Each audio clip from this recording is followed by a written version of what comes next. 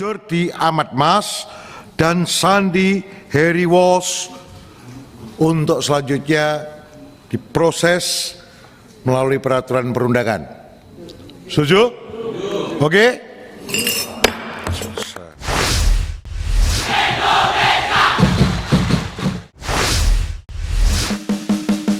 Tujuan naturalisasi Jordi Amat dan Sandi Walsh. Dalam rapat kerja dengan Komisi 10 DPR beberapa waktu lalu, Menteri Pemuda dan Olahraga Republik Indonesia Zainuddin Amali menegaskan, naturalisasi Jordi Amat dan Sandi Walsh adalah program jangka pendek karena ada kebutuhan pemain di Timnas Indonesia dalam waktu dekat.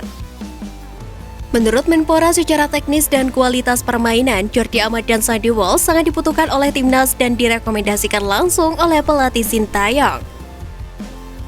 Tenaga kedua pemain itu dibutuhkan dalam waktu dekat untuk Piala Asia 2023. Apalagi Indonesia punya peluang untuk menjadi tuan rumah.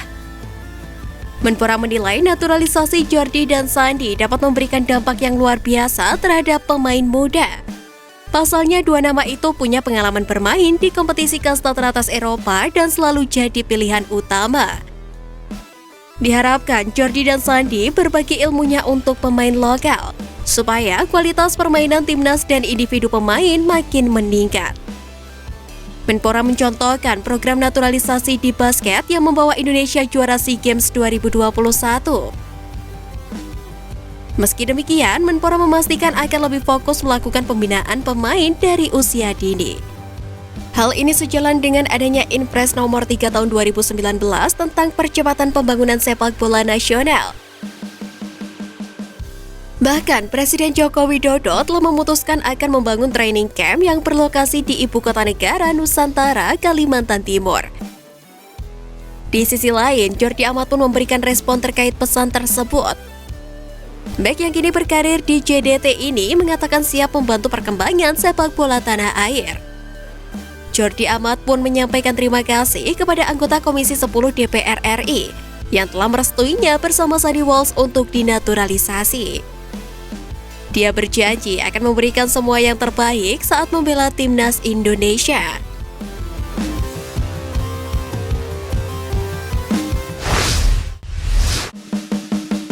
Punggawa Timnas U19 yang layak memperkuat timnas senior di FIFA Matchday.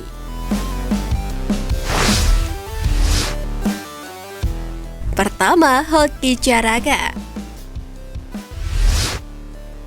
Hoki Caraka telah menjadi pilar utama Sintayong di Timnas U19 sejauh ini. Di turnamen Piala AFF U19 beberapa waktu lalu, dia berhasil mengukir 4 gol.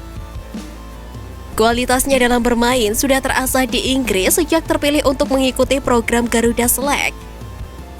Dalam kesempatan itu pun Hoki Caraka telah sukses mengukir 14 gol sekaligus mengklaim gelar top skor Garuda Select. Hoki Caraka diharapkan bisa membantu timnas Indonesia U19 di babak kualifikasi Piala Asia U20 2023. Jika sukses, bukan tidak mungkin Sintayong akan memberikan kesempatan bertanding bersama tim senior.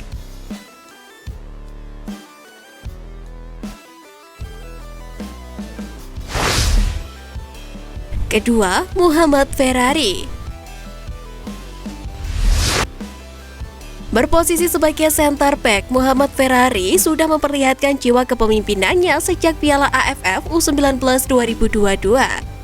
Meskipun usianya masih sangat muda. Kegarangannya dalam mengawal lini pertahanan bisa jadi akan sangat berguna bagi tim senior. Pemain Persija Jakarta ini diharapkan menjadi andalan Sintayong di ajang kualifikasi Piala Asia U20 2023 mendatang.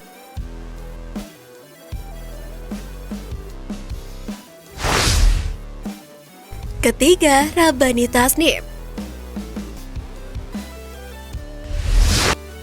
Rabani Tasnim merupakan andalan timnas Indonesia U19 lainnya dari ajang Piala AFF U19. Kebolehannya sudah terbukti di turnamen tersebut dengan koleksi 4 gol. Postur yang kuat dan kualitas permainan yang baik akan menjadi modal Rabani Tasnim untuk meraih kesuksesan lebih jauh. Bukan tidak mungkin jika mampu tampil impresif di kualifikasi Piala Asia U20 2023. maka pemain Borneo FC akan dipanggil ke tim senior.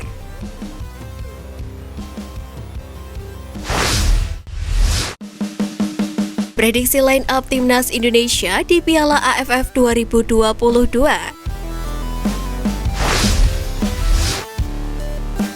Sebagaimana diketahui, ajang sepak bola bergengsi yang mempertemukan negara-negara di Asia Tenggara atau yang biasa disebut sebagai Piala AFF akan bergulir pada akhir Desember tahun ini.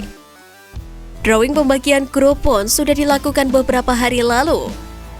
Berdasarkan hasil drawing, Timnas Indonesia berada di grup A bersama dengan Thailand, Filipina, Kamboja, dan juga dari pemenang kualifikasi Piala AFF 2022, yakni antara Timor Leste dan Brunei Darussalam. Mendapati kondisi ini, Timnas Indonesia perlu mempersiapkan pemain terbaiknya jika ingin meraih hasil manis termasuk gelar juara. Sejumlah pemain abroad pun diyakini akan dipanggil Sintayong. Apalagi daftar nama pemain abroadnya bisa semakin bertambah menyusul sejumlah pemain naturalisasi yang mendapat sinyal hijau dalam proses menyabet status sebagai warga negara Indonesia. Baru-baru ini proses naturalisasi Jordi Amat dan Sandy Walsh baru saja disetujui Komisi 10 DPR RI. Lantas bagaimana prediksi line up Timnas Indonesia? Untuk menjaga mistar gawang, Sintayong diyakini masih akan mengandalkan Nadeo Argawinata. Kemudian di lini belakang, Sintayong diprediksi akan mengandalkan 4 pemain. Seluruhnya merupakan pemain abroad yakni Asnawi Mangkualam, Elkan Bagot, Jordi Amat, dan Pratama Arhan. Beralih ke lini tengah, ada satu pemain abroad yang diyakini akan diandalkan pelatih asal Korea Selatan itu. Dia adalah Sandy Walsh. Dua pemain lagi di lini tengah yang berkarir di Indonesia yakni Mark Locke dan Ricky Kambuaya. Terakhir di lini serang, Sintayong diprediksi akan mengandalkan 3 pemain. 2 di antaranya merupakan pemain abroad yakni Eki Maulana Fikri dan Witan Sulaiman. Dan terakhir ada Dimas Derajat.